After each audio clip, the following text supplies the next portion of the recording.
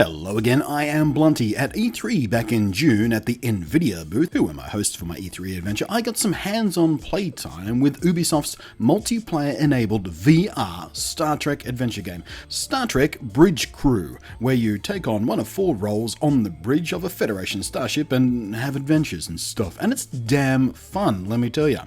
Had it not been delayed in classic Ubisoft form, it would have in fact launched today. I know this because I still had the alert on my calendar. But it has been delayed to March 2017, which is okay really, as some of you will have already seen. My motion control setup for my VR kit isn't quite prime time ready yet. Anyway, at E3, once my demo was done and I was shooting some B-roll footage of others playing, I asked some questions whose answers were, at the time, not entirely confirmed. And now, one of those questions has been confirmed, and that question was, if I am playing on my OSVR, and one of my friends has a HTC Vive, and one of my other friends has an Oculus Rift, and perhaps a 4th friend has a PlayStation VR, can we play with each other online? At the time, I was told they're hoping to do that, but can't say anything yet. Well, in a blog post today, Team Ubi have confirmed they will indeed be making their VR titles cross-platform multiplayer compatible. Starting with Eagle Flight, a game Ubi was kind enough to actually send me a code for, but right now on PC it needs an Oculus Rift. And while my OSVR HDK2 VR setup can in fact play Oculus Store games, it seems Eagle Flight in particular wants to confirm the Oculus hardware is attached to your machine before it authenticates and lets itself run. A kind of hardware DRM really, which is a bit shite. And I'm not entirely sure it was even intended to work that way, because when I told the Ubisoft people about it, they kind of shrugged and went, But anyway, Eagle Flight is coming to Steam VR very, very soon, in fact on December 20th, so in the long run, it'll be fine.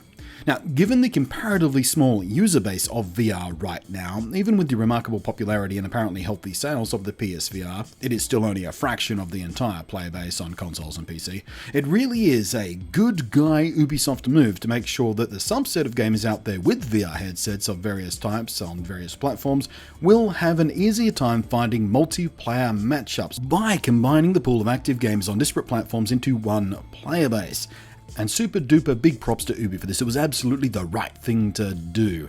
And unlike the comparatively unfair advantage PC gamers have in FPS games, for example, where the average mouse and keyboard player will wreck face like the apocalypse against the average thumbstick player, in VR there is a much more even playing field between the platforms. I mean, sure, PC VR gamers still have the advantage of true 90 frames per second gameplay being fed to their headsets, while PlayStation VR players have 60 frames per second, with some clever trickery to make it seem twice as smooth so you don't get motion sick. And yes, the HTC Vive and Oculus Touch controllers are both more accurate and less jittery than the PlayStation Move controllers are, which once more in shooters and Twitch reaction-based games mainly might give PC players an edge still. But for most other game types, it'll be fine, and at least the control schemes and interface are basically identical across the systems now too. And many VR games also just use a normal gamepad for the input on PC and PlayStation 4, like Eagle Flight. And in games like Star Trek Bridge Crew, which can use the motion controllers, it's a cooperative game, so the difference in motion control fidelity is basically irrelevant. And Ubi's other upcoming VR title, Werewolves Within, from the trailers, it looks like it's another control pad game, so no problem with an unfair competitive edge between platforms there either. I, for one, am very happy I'll be able to build, or in fact join, a Star Trek Bridge Crew with friends and folk completely unrestricted by what VR system they have chosen to invest in versus the one I've got. So, to open the floor to you guys now, what other VR games would you like to see opened up to cross-platform multiplayer? Or conversely, which games do you think would be unfair in cross-platform multiplayer? Right off the top of my head, I'm thinking Minecraft VR is an obvious example of something that would be awesome in cross-platform multiplayer, and in fact I am predicting it will happen, especially given that Minecraft Pocket Edition already has the basics of multi-platform multiplayer built into it.